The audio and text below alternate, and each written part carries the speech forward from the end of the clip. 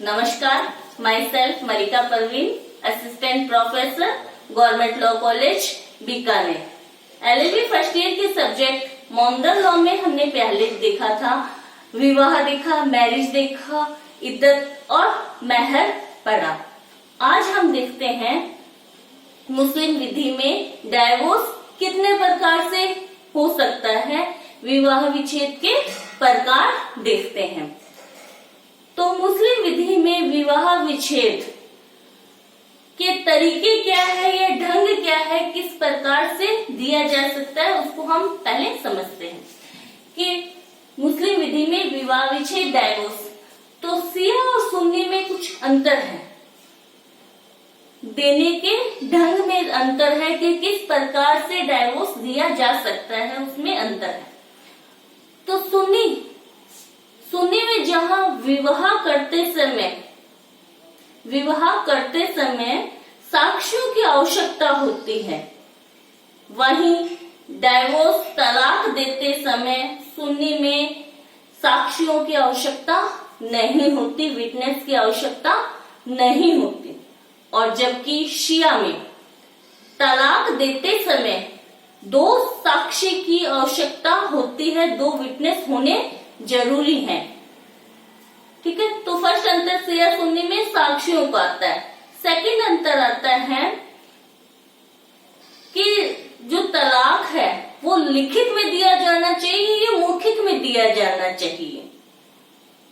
तो सुन्नी विधि वाले कहते हैं कि तलाक चाहे लिखित में हो चाहे मौखिक में हो, यानी लिखित भी दिया जा सकता है और मौखिक भी दिया जा सकता है, लेकिन उसके शब्द स्पष्ट होने चाहिए ताकि उसका भाव समझ आ सके। यानी सुन्नी शाखा वाले क्या कहते हैं कि जो तलाक दिया जाता है वो या तो लिखित हो सकता है या मौखिक भी हो सकता है, लेकिन दोनों ही तरीकों से अगर दिया जा रहा है किसी भी तरीके से, पर उनके शब्द या उसका अर्थ स्पष्ट होना चाहिए। जबकि शिया शाखा वाले ये कहते हैं कि तलाक जब भी दिया जाए वो मौखिक ही होना चाहिए, ओरल ही होना चाहिए, रिटन में वो मान्य नहीं करते हैं। लेकिन अगर कोई व्यक्ति ऐसा है जो बोलने के लिए सक्षम ही नहीं है, यानी वो ओरल डाइवोर्स या तलाक नहीं दे सकता, तो वहां पर वो लिखित में दे सकता है। उस लिखित में दिए हुए तलाक का प्रभाव ये होगा कि मानो वो मौखिक ही, ओरल ही दिया गया था। नेक्स्ट अंतर ये आता है, थर्ड अंतर सुन्नी विधि में। सुन्नी शाखा में तलाक चाहे नशे में दे, चाहे दबाव में दे, चाहे मजाक में दे, यानी उसका इंटेंशन नहीं भी है, फिर भी अगर वो तलाक दे देता है तो वो तलाक मान्य होता है। चाहे कोई दबाव में दे रहा है, चाहे हंसी मजाक में दे रहा है, चाहे एक्टिंग करते हुए दे रहा है, तो वो तलाक मान्य हो जाता है, विवाह विच्छेद हो जाता है। शिया शाखा वाले कहते हैं नशे में, दबाव में, मजाक में दिया गया तलाक मान्य नहीं है, इंटेंशन होना जरूरी है। अगर इंटेंशन नहीं है और कोई गलती से तलाक बोल दे तो वहां पर शिया शाखा वाले तलाक को मान्य नहीं करते हैं। उनका शिया वाले कहते हैं इंटेंशन होगा तो ही तलाक होगा। ठीक है, तो ये तलाक के अंतर थे, ये तरीके देने के ढंग थे। अब आता है वर्गीकरण, क्लासिफिकेशन ऑफ डाइवोर्स मुस्लिम विधि में। तो क्लासिफिकेशन 2 प्रकार से विवाह विच्छेद हो सकता है मुस्लिम में, 2 प्रकार से विवाह विच्छेद हो सकता है। फर्स्ट, पक्षकार की मृत्यु द्वारा। अगर विवाह के दंपति में से किसी एक पक्षकार की मृत्यु हो जाती है, नेचुरल डेथ हो जाती है, तो वहां पर विवाह विच्छेद डाइवोर्स अपने आप हो जाता है। सेकंड आता है पक्षकारों के कार्य द्वारा, एक्ट ऑफ पार्टीज, यानी पक्षकार ऐसा कोई कार्य कर देते हैं, जिससे भी विवाह विच्छेद हो सकता है, डाइवोर्स हो सकता है। एक्ट ऑफ पार्टीज को हम 4 भागों में बांटते हैं।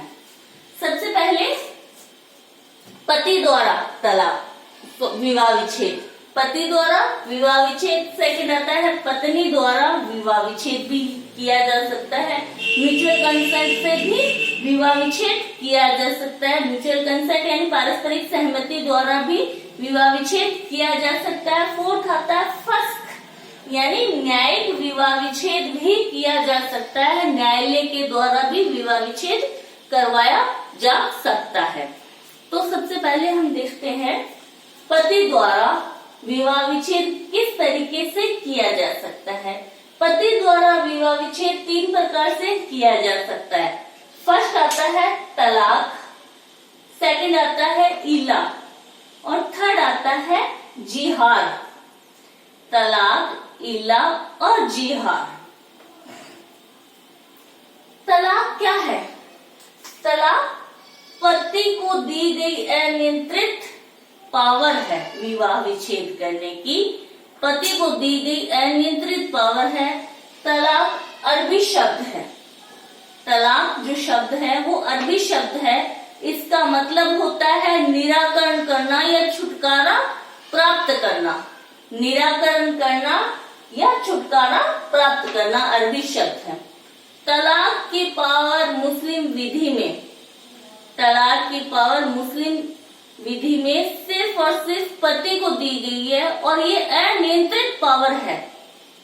यानी पति की जब इच्छा चाहे वो डाइवोर्स तलाक दे सकता है। उसमें उसको रीजन बताने की आवश्यकता नहीं है, कारण बताने की आवश्यकता नहीं है कि वो क्यों तलाक दे रहा है अपनी वाइफ को। यानी बिना कारण बताए हुए भी पति तलाक दे सकता है अपनी वाइफ को। ये जो पावर है तलाक देने की वो अनियंत्रित है, इस पे कोई प्रतिबंध नहीं लगाया गया था। तलाक देने की पावर केवल और केवल पति को प्राप्त है। पत्नी तलाक पति को नहीं दे सकती। यानी पत्नी विवाह विच्छेद तो करवा सकती है लेकिन तलाक पति को नहीं दे सकती। ठीक है, तो ये पति को पावर थी। ये जो तलाक है इसका इफेक्ट क्या होता है? तलाक देने के बाद में जैसे ही तलाक डाइवोर्स तलाक पूर्ण होता है, पक्षकारों के उत्तराधिकार संबंधी सब अधिकार तुरंत समाप्त हो जाते हैं। जैसे ही तलाक पूर्ण होता है, तलाक अखंडनीय होता है, इरिवोकेबल होता है, पक्षकारों के सारे अधिकार खत्म हो जाते हैं, उत्तराधिकार संबंधी सब नियम खत्म हो जाते हैं। अब आता है तलाक को भी 2 भागों में बांटा गया है। तलाकुल सुन्नत, फर्स्ट आता है तलाकुल सुन्नत और सेकंड आता है तलाकुल बिद्दत। सुन्नी शाखा वाले तलाकुल सुन्नत और तलाकुल बिद्दत दोनों को मान्यता देते हैं। सुन्नी शाखा वाले तलाकुल सुन्नत और तलाकुल बिद्दत यानी तलाक के दोनों तरीकों को सुन्नी वाले मान्यता प्रदान करते हैं कि इन दोनों ही तरीकों से तलाक लिया जा सकता है। लेकिन शिया शाखा वाले सिर्फ तलाकुल सुन्नत को मान्यता प्रदान करते हैं। वो तलाकुल बिद्दत के द्वारा दी गई तलाक को मान्यता प्रदान नहीं करते, या ऐसे तलाकुल बिद्दत की सहायता से अगर कोई तलाक देता है पुरुष अपनी वाइफ को तो वो उस तलाक को मान्य नहीं करते हैं। ठीक है, तो यानी तलाकुल सुन्नत और तलाकुल बिद्दत तलाक के 2 प्रकार हैं। तलाकुल सुन्नत, तलाकुल बिद्दत दोनों ही तलाक के प्रकार हैं। यानी दोनों की सहायता से कौन तलाक दे सकता है? पति तलाक दे सकता है, मुस्लिम पति तलाक दे सकता है। तो अब तलाकुल सुन्नत जिसको सुन्नी और शिया दोनों शाखा वाले मान्यता प्रदान करते हैं। तलाकुल सुन्नत क्या है? तलाकुल सुन्नत यानी पति द्वारा जब तलाक दिया जाता है तो उसमें कुछ रिस्ट्रिक्शन होते हैं, प्रतिबंध होते हैं, प्रायश्चित करने का समय मिलता है। यानी तलाकुल सुन्नत को प्रदान करते थे कि हाँ, अगर पक्षकार दोनों साथ में नहीं रह सकते तो वहां पर तलाक और सुन्नत के तरीके से उनमें तलाक करवा दिया जाना ही बेहतर है। इसमें एक किस्सा भी है। मोहम्मद साहब के पास एक साहबी आए। साहबी मतलब उनके जब वो दैवी पाठ बताते थे, वहां संदेश देते थे, तो एक लेडी आई मोहम्मद साहब के पास और कहा कि मोहम्मद सल्लल्लाहु अलैहि वसल्लम, मैं अपने शौहर के साथ में नहीं रहना चाहती, मैं अपने शौहर के साथ में नहीं रहना चाहती। तो उन्होंने कहा, क्यों, क्या वो गरीब है, क्या वो तुम्हारे लायक नहीं है? तो उसने कहा, नहीं, ना वो गरीब है, वो मेरे लायक नहीं है। यानी यहाँ पर महिला डाइवोर्स तलाक मांग रही थी। तो मोहम्मद साहब ने कहा कि अगर वो दोनों साथ में नहीं रह सकते तो उनका अलग होना ही बेहतर होगा। ये एग्जाम्पल आगे मैं और विस्तार से बताऊंगी, खुला जब पढ़ेंगे हम तो उसको विस्तार से एग्जाम्पल को मैं बताती हूँ, ठीक है। तो इसमें कहा कि मोहम्मद साहब ने कहा, अगर दोनों पक्षकार साथ में रहना उनका बेहतर नहीं है दोनों के ही लिए, तो पुरुष, मुस्लिम पुरुष अपनी वाइफ को सुन्नत के तरीके से, यानी सुन्नत क्या, मोहम्मद साहब द्वारा बताया गया आचरण, कही गई बातें, या जिसके बारे में उन्होंने वो पढ़ा है सुन्नत, यानी मोहम्मद साहब की सुन्नत के अकॉर्डिंग वो अपनी वाइफ से तलाक ले सकता है। उसको बोलते हैं, यानी मोहम्मद जिस तलाक को मोहम्मद साहब मान्यता प्रदान करते हैं उस तलाक को तलाकुल सुन्नत कहते हैं। अब तलाकुल सुन्नत भी दो प्रकार है। पहले तलाक के दो प्रकार, तलाकुल सुन्नत, तलाकुल बिद्दत। अब तलाकुल सुन्नत को भी दो भागों में बांटा गया है। तलाक ए हसन, तलाक ए हसन। तलाक ए हसन का मतलब ये है, ए हसन अरबी शब्द है, अरबी शब्द है। हसन और ए हसन दोनों ही अरबी शब्द है। ए हसन का अरबी शब्द है, इसका मतलब है सर्वश्रेष्ठ, सर्वश्रेष्ठ। और हसन का अरबी शब्द है, इसका मतलब है श्रेष्ठ। तो ए हसन और हसन दोनों ही सुन्नत तरीके से तलाक दिए जाते हैं। तो तलाक ए हसन कैसे दिया जाता है, तलाक ए हसन किस तरीके से दिया जाता है? तो तलाक ए हसन देने का आसान सा तरीका है, जिसमें पति अगर गलती से नशे में, दबाव में किसी का तलाक बोल भी देता है तो वहां पर उसको प्रायश्चित करने का टाइम पीरियड मिल जाता है, टाइम पीरियड मिल जाता है। तो ए हसन की फर्स्ट शर्त क्या आती है? ए हसन की फर्स्ट शर्त ये आती है कि उसको एक उच्चारण करना होगा, एक उच्चारण करना होगा कि मैं अपनी वाइफ को, पत्नी को तलाक देना चाहता हूँ या तलाक दे रहा हूँ। उसके शब्द स्पष्ट होने चाहिए। ये उच्चारण कब किया जाएगा? सेकंड, ये उच्चारण पत्नी की तुहर की अवस्था में किया जाएगा। तुहर की अवस्था यानी पाक साफ अवस्था में, यानी मासिक धर्म या रजो धर्म आने के बाद की जो कंडीशन स्थिति होती है, मासिक धर्म के 5 से 7 दिन के बाद में उसको ये उच्चारण करना होता है। यानी वो एक बार पत्नी तुहर की अवस्था में होगी, यानी पाक साफ स्थिति में होगी, तब वो उच्चारण करेगा कि मैं अपनी पत्नी को तलाक देता हूँ। वो उसकी उपस्थिति हो ये आवश्यक नहीं है। वो पत्नी का नाम संबोधित करते हुए, उसको संबोधन करते हुए ऐसा उच्चारण कर सकता है।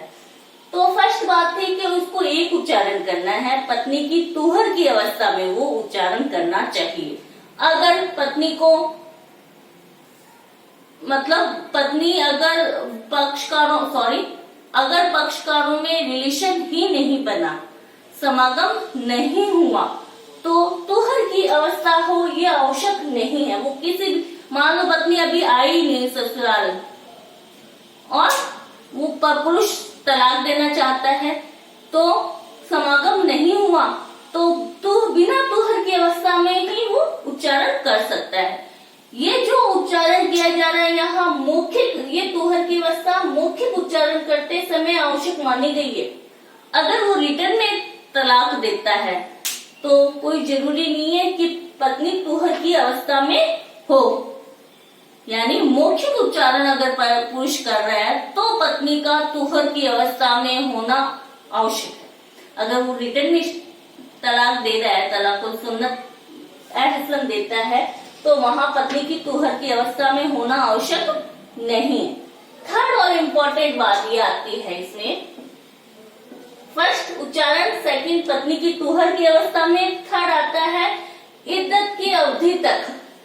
इद्दत की अवधि तक पक्षकारों में समागम नहीं होना चाहिए, रिलेशन नहीं बनना चाहिए। यानी एक बार उसने उच्चारण किया, उच्चारण करने से ही क्या तलाक हो जाता है, ऐसा होता है, अखंडनीय रहता है तब तक। कब तक? जब तक कि वो इद्दत की अवस्था पूरी नहीं कर लेती। इद्दत कितनी है तलाक पे? 3 महीने।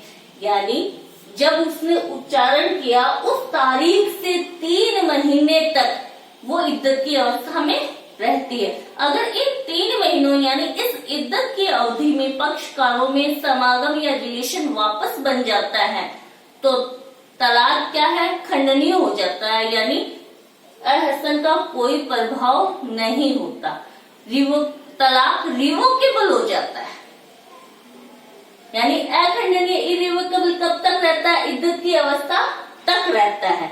यानी उस तलाक जो अहसन से दिया गया था उस तलाक का खंडन पति कब तक कर सकता है?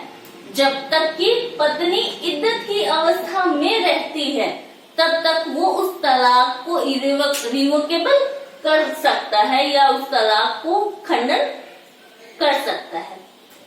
समझ आया? फर्स्ट शर्त क्या होती है अहसन में? एक उच्चारण होना चाहिए पति द्वारा, सेकंड पत्नी की तुहर की अवस्था में होना चाहिए वो उच्चारण, थर्ड आता है इद्दत की अवस्था तक, इद्दत की अवधि तक पक्षकारों में समागम या रिलेशन नहीं बना है तो ही तलाक इरिवोकेबल होगा, अखंडनीय होगा। यानी इद्दत की अवधि तक अगर पक्षकारों में रिलेशन बन जाता है तो जो अहसन तरीके से तलाक दिया था उसका कोई इफेक्ट नहीं पड़ता, माना जाएगा उसने तलाक दिया ही नहीं। यानी प्रायश्चित करने का समय कितना है पति के पास में? वो इद्दत की अवधि यानी 3 महीने उसके पास प्रायश्चित करने का समय है कि अगर उसने नशे में दिया उच्चारण, दबाव में दिया या मजाक में दिया उच्चारण कर दिया तो उसके पास 3 महीने यानी इद्दत की जो अवधि है उसमें वो अपना प्रायश्चित कर सकता है, रिलेशन बना के वो उस तलाक को अखंडनीय बना सकता है, खंडन कर सकता है उस तलाक का। ठीक है, तो ये था अहसन। अब हसन, हसन में क्या होता है? ये भी श्रेष्ठ है, ये सर्वश्रेष्ठ है, इसका अर्थ है हसन का श्रेष्ठ। अरबी शब्द है हसन और उसका अर्थ है श्रेष्ठ। ये तलाक देने का एक उचित तरीका है। विल्सन महोदय हैं जिनके अनुसार ये बेहतर या उचित तरीका है तलाक देने का। इसमें क्या होता है कि पति को एक उच्चारण पत्नी की तुहर की अवस्था में करना होगा, यानी 1 मंथ में। जब वो पाक साफ स्थिति में हो तब उसको एक उच्चारण करना होगा। फिर नेक्स्ट मंथ दूसरा उच्चारण दूसरी तुहर की अवस्था में करना होगा और थर्ड उच्चारण तीसरी तुहर की अवस्था में करना होगा।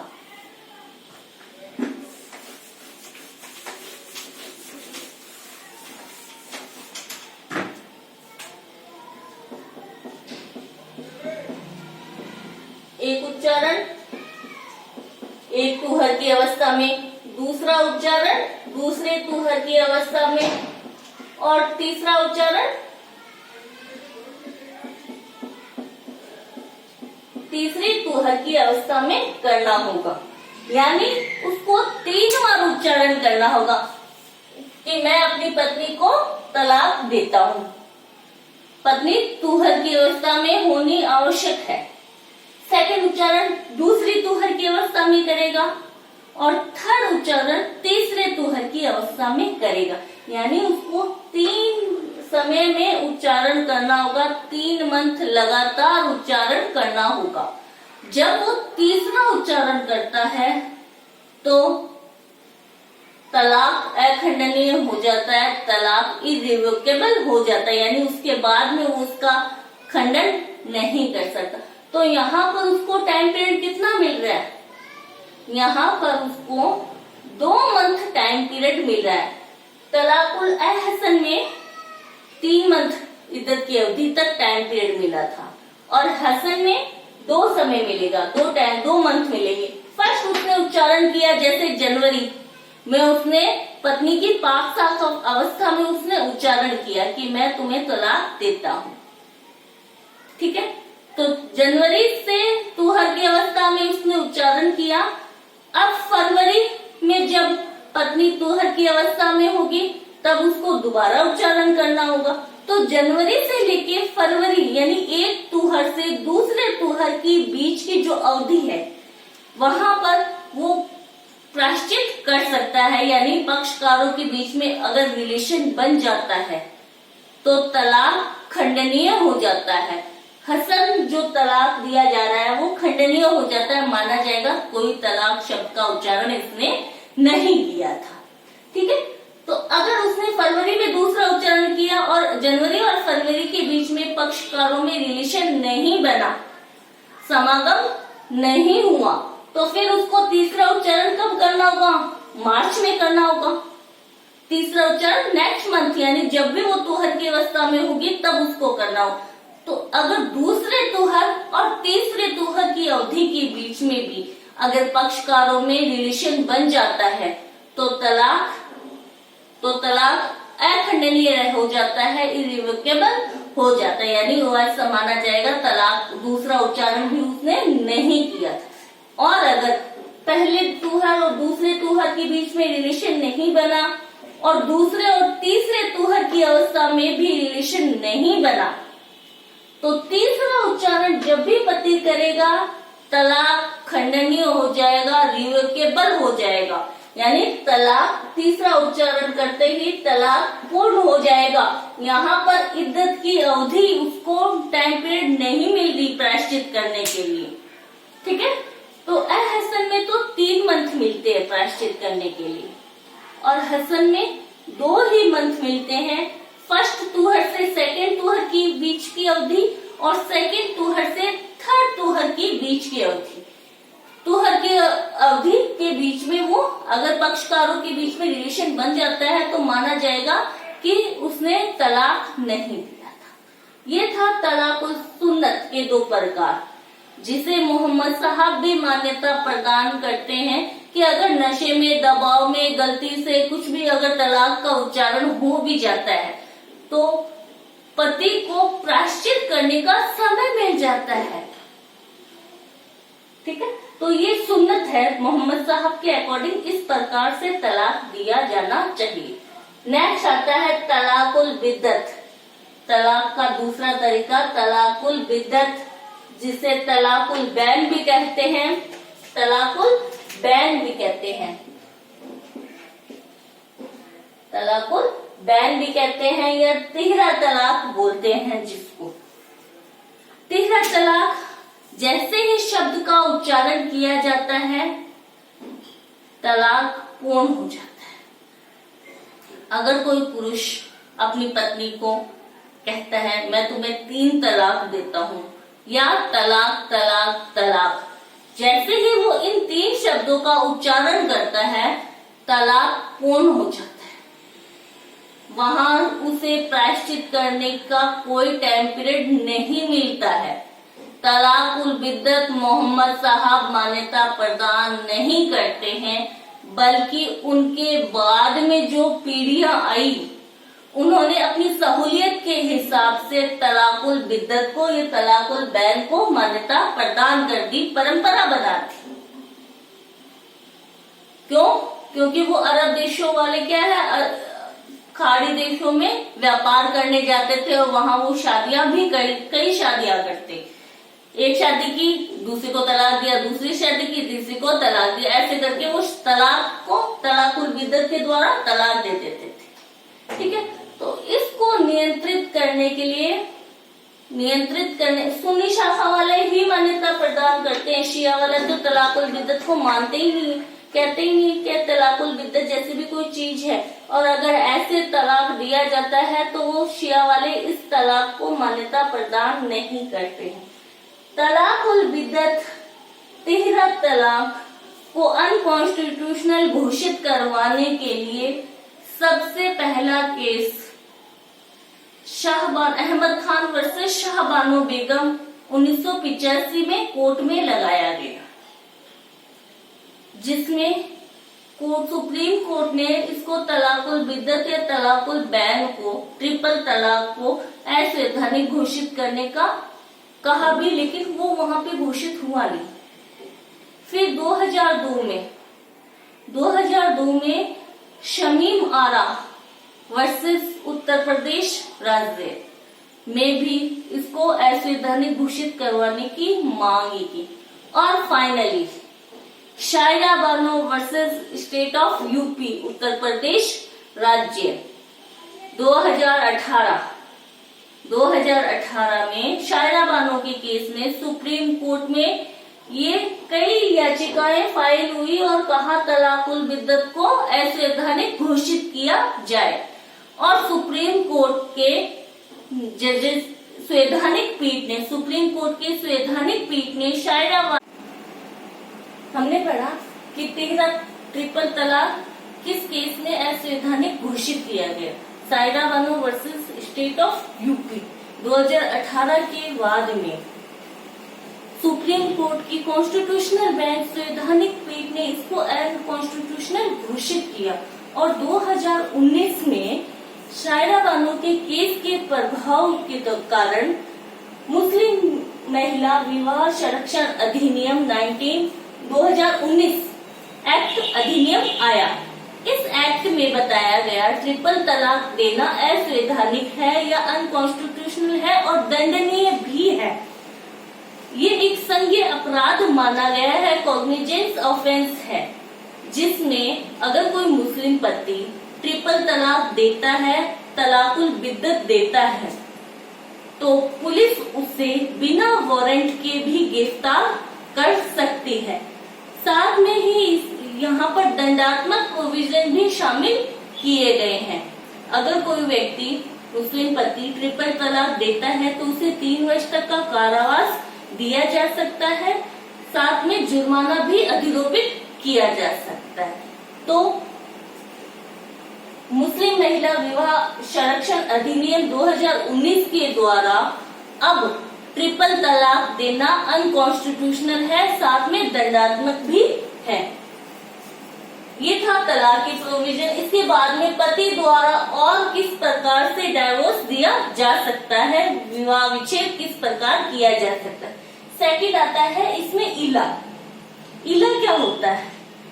इला जिसमें मुस्लिम पति खुदा की कसम खाके ये कहता है कि मैं अपनी पत्नी के साथ 4 महीने तक रिलेशन नहीं बनाऊंगा, यानी वो खुदा को साक्षी मान के अलग रहने की, 4 महीने तक अलग रहने की कसम खाता है।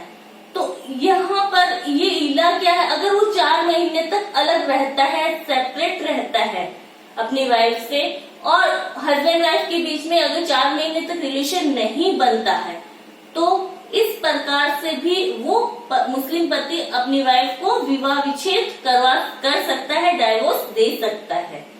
यहाँ पर पत्नी जाती है कोर्ट में, पति ने इला किया है तो पत्नी जाती है कोर्ट में डाइवोर्स लेने के लिए। ठीक है, नेक्स्ट आता है जिहाद। ये भी पति द्वारा डाइवोर्स देने का एक तरीका है।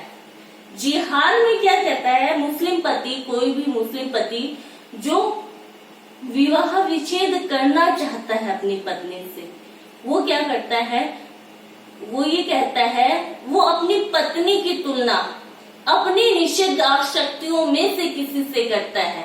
यानी वो कहता है कि वो अपनी पत्नी को अपनी माँ या बहन के तुल्य मानता है, यानी वो उनकी तुलना अपनी माँ या बहन से करता है। तो वहां पर वो क्या है, एक डाइवोर्स लेने का तरीका है, यानी अलग रहने का तरीका है। अगर वो अपनी वाइफ को कहता है कि आप तो मेरी बुआ की बेटी बहन हो, या आप तो मेरी मामा की बेटी बहन हो, या मौसी की बेटी बहन जैसी हो, तो यहाँ पर अलग होने के भाव में अगर वो तुलना करता है तो जिहार होगा। और अगर वो प्रशंसा के तौर पे तुलना करता है, कहता है कि आप तो मेरी मम्मी जैसा खाना बनाते हो, या मेरी बहन जैसे सुंदर दिखते हो, यहाँ पर तुलना प्रशंसा की प्रशंसा के रूप में की जा रही है, तो यहाँ पर जिहार नहीं होगा। जिहार में भी पति तुलना करता है, अगर वो प्रायश्चित नहीं करता है तो पत्नी कोर्ट में जाती पत्नी कोर्ट में, तो जिहार में प्रायश्चित कर सकता है, उसके पास टाइम पीरियड होता है।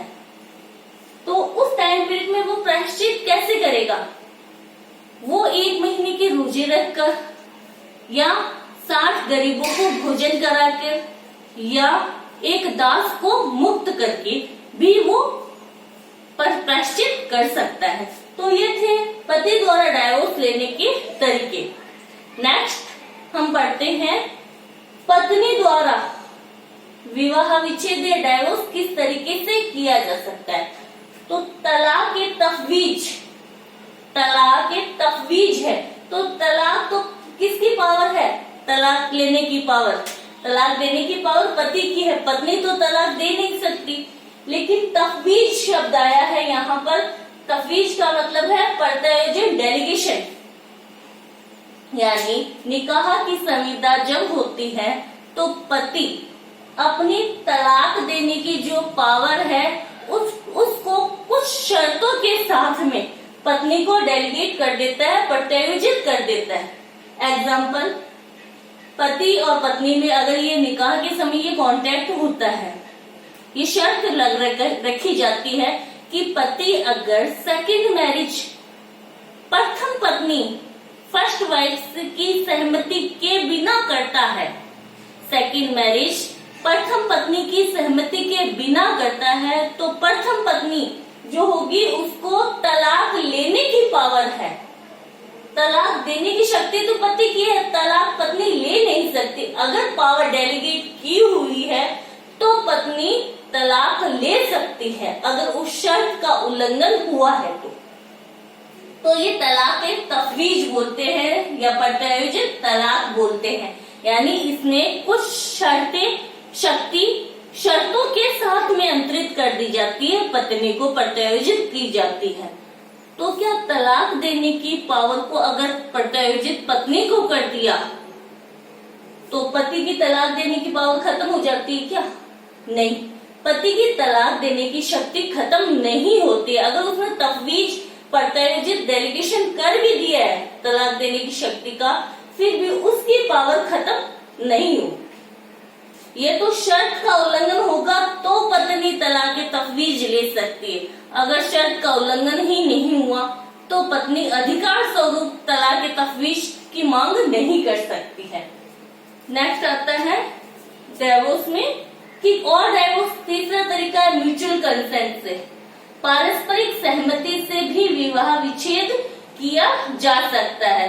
अगर दोनों पक्षकार आपस में सहमत नहीं है, रजामंद नहीं है, साथ रहने को तैयार नहीं है, तो वो म्यूचुअल कंसेंट से डाइवोर्स ले सकते हैं।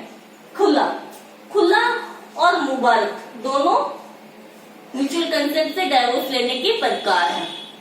तो खुला में क्या शर्त है?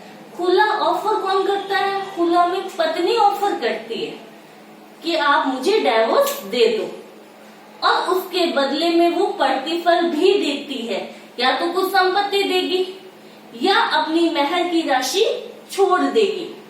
और पति से ऑफर करती है कि आप ये पैसे या ये महर की राशि ले लो और इसके बदले मुझे डाइवोर्स विवाह विच्छेद कर दो। तो यहाँ पे पत्नी खुला होना चाहती है। इसमें वो जो हदीस वाला एक पहले मैंने बताया था वो किस्सा इसी में आता है। मोहम्मद साहब के पास एक लेडी आती है, पर्दा नशीन, पर्दे में, बुर्के में आती है और उस मोहम्मद साहब से कहती है कि मैं अपने पति के साथ में नहीं रहना चाहती। तो मोहम्मद साहब ने पूछा कि आप क्यों नहीं रहना चाहती? क्या वो आपके दाम्पत्य अधिकारों को पालना नहीं कर रहा है, ड्यूटीज पूरी नहीं कर रहा है? क्या वो गरीब है या इतना गरीब है कि आपको खाना ही नहीं खिला पा रहा है? क्या दिक्कत क्या है? तो उस महिला ने अपना नकाब, पर्दा ऊपर उठाया और कहा कि मैं इतनी खूबसूरत हूँ और मेरा पति इतना भद्दी शक्ल वाला है, मैं उसके साथ रह नहीं सकती। अगर मुझे अल्लाह का खौफ ना होता तो मैं इसकी शक्ल पे थूक देती। यानी यहाँ पर मोहम्मद साहब ने देखा कि दो ऐसे जोड़ा साथ में है जिनकी एकदम बिल्कुल ही नहीं बनती।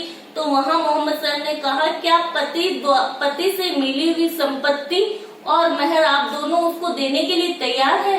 तो उस लेडी ने कहा हाँ, मैं पति को वो संपत्ति और वो महर की राशि दोनों ही छोड़ने के लिए तैयार हूँ, पर इसके बदले में मुझे डाइवोर्स या विवाह विच्छेद चाहिए, उसके साथ मैं नहीं रह सकती। तो मोहम्मद साहब ने कहा म्यूचुअल, अगर दोनों सहमत है तो ऐसी जोड़ी को या ऐसे कपल्स को साथ में नहीं रहना चाहिए, वहां पर डाइवोर्स होना ही एक उचित उपचार है। तो खुला में ऑफर कौन करती है? पत्नी करती है। इसके बदले में वो प्रतिफल भी देती है और पति से डाइवोर्स खरीदती है। डाइवोर्स खरीदती है यानी अपना खुला मांगती है कि मुझे विवाह विच्छेद या डाइवोर्स खरीद लेती है वो। और सेकंड आता है मुबारत। मुबारत में म्यूचुअल कंसेंट से है, तो कोई भी पक्ष का, चाहे पति चाहे पत्नी, कोई भी ऑफर कर सकते हैं। इसमें प्रतिफल देने की आवश्यकता नहीं होती है। दोनों ही पक्ष का रजामंद है कि हम दोनों साथ में नहीं रह सकते, तो वहां पे मुबारक के द्वारा म्यूचुअल कंसेंट से उनके बीच में डाइवोर्स किया जाता है। खुला और मुबारक दोनों में अंतर किया गया है। मुंशी बुजुल रहमान वर्सेस लतीफुन्निसा के केस में अंतर समझाया गया है। ये क्वेश्चन पूछा जाता है लगभग ऑब्जेक्टिव क्वेश्चंस में कि खुला और मुबारक के बीच में कौन से केस लॉ में अंतर किया गया है, डिफरेंस कौन से केस में किया गया है। तो मुंशी बुजुल रहमान वर्सेस लतीफुन्निसा के केस में ये अंतर किया गया है। नेक्स्ट आता है न्यायिक विवाह विच्छेद, जुडिशियल डिवोर्स। इसको बोलते हैं फस्ख, इसको फस्ख भी बोलते हैं। जुडिशियल डिवोर्स को फस्ख बोलते, यानी ऐसा विवाह विच्छेद या ऐसा डाइवोर्स जो न्यायालय के माध्यम से करवाया जाता है।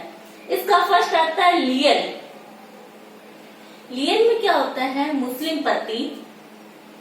मुस्लिम पति अगर अपनी वाइफ पर, अपनी पत्नी पर झूठा मिथ्या आरोप लगाता है पर पुरुष गमन का, यानी व्यभिचारिणी, एडल्ट्री का झूठा आरोप लगाता है और कहता है कि आपकी रिलेशन किसी अन्य व्यक्ति से है, पर पुरुष गमन का झूठा आरोप लगाता है, तो पत्नी के पास यह एक अधिकार आ जाता है कि वो कोर्ट के माध्यम से डाइवोर्स ले सकती है। लेकिन लियन में न्यायालय 3 चीजें देखेगा। पति वयस्क होना चाहिए, मेजर होना चाहिए, स्वचित होना चाहिए, बिना किसी दबाव के ऐसा वो आरोप लगा रहा है, और आरोप का मिथ्या होना, झूठा होना जरूरी है। मिथ्या आरोप होगा तो ही पत्नी कोर्ट से लियन के माध्यम से, लियन का आरोप लगाया गया है तो कोर्ट से डाइवोर्स ले सकती है। ठीक है। नेक्स्ट आता है एक्ट बना हुआ है मुस्लिम विवाह विच्छेद अधिनियम 1939 के सेक्शन 2 में 9 ग्राउंड्स बताए हैं। इन 9 ग्राउंड्स के आधार पे पत्नी कोर्ट में केस फाइल करके डाइवोर्स मांग सकती है। यहाँ पे ये जो 9 ग्राउंड्स है सिर्फ पत्नी को आधार प्रदान करते हैं, पति को नहीं, यानी वो विवाह विच्छेद करवा सकती है, लेकिन रीजन हो तो, अगर कारण या रीजन ही नहीं है तो वो डाइवोर्स नहीं करवा सकती है। फर्स्ट ग्राउंड ये आता है कि पति का लापता होना। अगर कोई मुस्लिम पति 4 साल से पता ही नहीं उसका, तो उसकी पत्नी 4 वर्ष से लापता होने के आधार पर, कि 4 वर्ष से उसका कोई आता पता नहीं है, तो वो डाइवोर्स की या विवाह विच्छेद की डिग्री प्राप्त कर सकती है। लेकिन न्यायालय संतुष्ट होता है तो डिग्री देता है। अब डिग्री देती न्यायालय ने, उस डिग्री का एग्जीक्यूशन 6 माह तक, 6 मंथ तक नहीं किया जाएगा, एग्जीक्यूशन नहीं किया जाएगा। अगर इन 6 मंथ में वो मुस्लिम पति जो लापता था या उसका कोई एजेंट आकर न्यायालय में उपस्थित हो जाता है या समाधान करा देता है कि इस वजह से वो बाहर था या पता नहीं चल पा रहा था, अगर न्यायालय संतुष्ट होता है तो उस डिग्री को अपास कर देगी, सेट असाइड कर देगी, और जो डाइवोर्स की जो डिग्री आई थी उसको सेट असाइड किया और माना जाएगा कि कोई कोई विवाह विच्छेद या डाइवोर्स इनके बीच में नहीं हुआ। सेकंड पॉइंट, भरण पोषण नहीं करना। अगर कोई महिला कोर्ट में ये डाइवोर्स के लिए आवेदन करती है और कहती है कि उसका पति 2 वर्ष से उनका भरण पोषण मेंटेनेंस नहीं कर रहा, तो वहां पर न्यायालय संतुष्ट होता है तो डाइवोर्स दे सकता है। नेक्स्ट, कारावास। अगर किसी महिला के पति को 7 वर्ष या 7 वर्ष से अधिक के कारावास दिया गया है, जो दंडादेश दिया गया है, 7 वर्ष या 7 वर्ष से अधिक का कारावास, जेल की सजा दी गई, जो सजा दी गई है या जो दंडादेश दिया गया है वो अंतिम होना चाहिए। अगर ट्रायल में चल रहा है तो डाइवोर्स की डिग्री नहीं आएगी, सजा अंतिम या जो दंडादेश है, पनिशमेंट है, वो फाइनल होनी चाहिए। फाइनल होने के बाद में न्यायालय लगता है कि हाँ 7 वर्ष या इससे अधिक का कारावास दे दिए गए, तो न्यायालय डाइवोर्स की डिग्री जारी कर सकता है।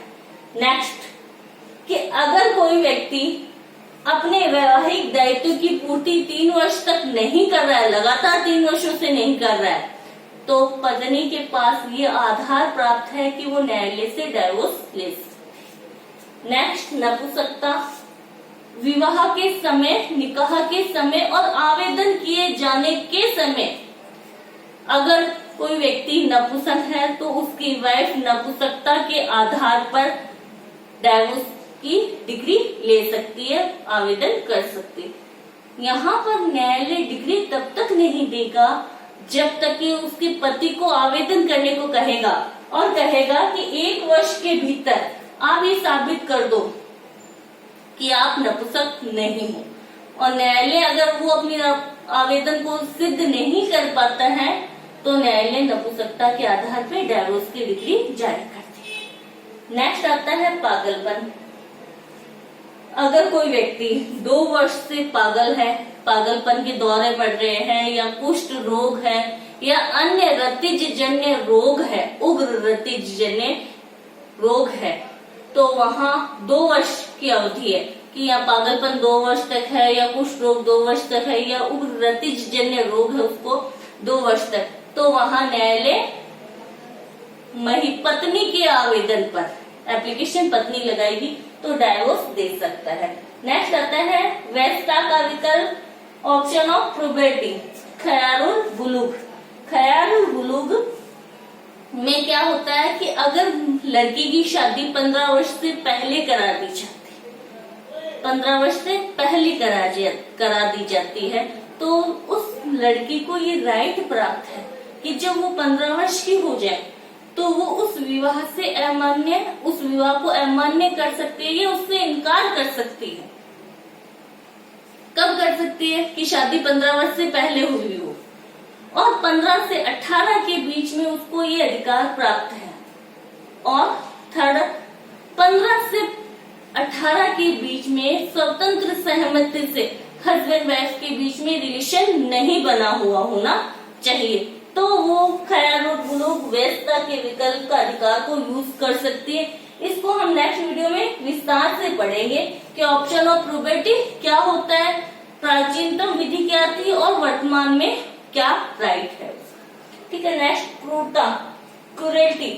अगर पति अपनी पत्नी के प्रति क्रूरता करता है, चाहे वो शारीरिक हो चाहे वो मानसिक हो, तो पत्नी क्रूरल्टी या क्रूरता के आधार पर मारपीट करता है, गाली गलौज देता है, अमान्य शर्तें लगाता है, ऐसी कोई क्रूरल्टी करता है, चाहे शारीरिक करता है चाहे मानसिक करता है, तो पत्नी को डाइवोर्स लेने का अधिकार प्राप्त होता है सेक्शन 2 के सब क्लॉज 8 के तहत। अन्य आधार जो मुस्लिम विधि या पर्सनल लॉ में बताए, जैसे लियन है, इला है, जिहार है या तलाक तफवीज है, इन अन्य माध्यमों से वो न्यायालय के माध्यम से डिवोर्स ले सकती है। यानी अन्य कोई आधार जो न्यायालय को उचित लगे डाइवोर्स देने के लिए, तो वहां पर भी न्यायालय डाइवोर्स दे सकता है। एक लास्ट इसमें आता है कि अगर पक्षकारों में डाइवोर्स हो जाता है, तो डाइवोर्स होते ही कोई भी पक्षकार किसी दूसरे का उत्तराधिकारी नहीं रह सकता है। लेकिन इसका एक अपवाद ये है कि अगर तलाक दिया जा रहा है, अलहसन तलाक दिया जा रहा है, और वो अलहसन तलाक मृत्युशैया पे, अगर पति मृत्युशैया पे है और अलहसन तलाक दे रहा है, तो अलहसन तलाक दे रहा है तो वो कब खत्म होता है, कब तलाक पूर्ण होता है? इद्दत की अवधि के बाद में, यानी महिला इद्दत की अवधि बिता रही है, और जब पत्नी में इद्दत की अवधि बिता रही है, उस बीच जो मृत्युशैया पे उसका हस्बैंड था, उसकी डेथ हो जाती है, उसकी मृत्यु हो जाती है, तो वहां पर महिला उसकी संपत्ति की उत्तराधिकारिणी बन जाती है। ये थे विवाह विच्छेद के प्रकार और उसका क्लासिफिकेशन ऑफ डिवोर्स के थे। ठीक है, नेक्स्ट वीडियो में हम ऑप्शन ऑफ प्रोबेबिलिटी पढ़ेंगे। Thank you so much.